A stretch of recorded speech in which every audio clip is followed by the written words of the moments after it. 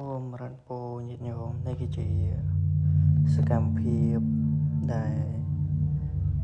ជាងកំពុងតែលាបថ្នាំឡើងវិញនៅ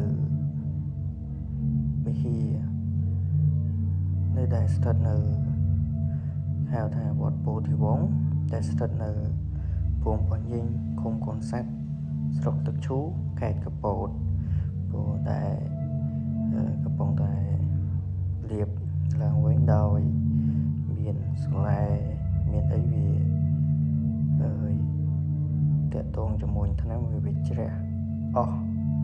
ព្រោះវាខ្មៅវាអីចឹងទៅចឹងក៏រៀបចំបាញ់ស្លែចេញហើយនឹងលាបថ្នាំឡើងវិញជាងកំពុងតែធ្វើឲ្យក៏ញាប់ជើងញាប់ដៃដែរធ្វើឡើង6-7នាក់អីដែរញាតិញោមព្រោះអញ្ចឹងពេលនេះក៏ចិត្តរួចរាល់ហើយដែរដោយជាងក៏មានគ្នាសំលមមលាបថ្នាំក្រហមផងពណ៌ពងមាន់ផងហើយនឹងលាបពណ៌មាសពីលើព្រោះដើម្បីឲ្យមើលទៅស្អាតមានសោភ័ណភាពព្រោះអញ្ចឹងពេលនេះគឺរៀបរាប់ប៉ុណ្ណេះអញ្ចឹង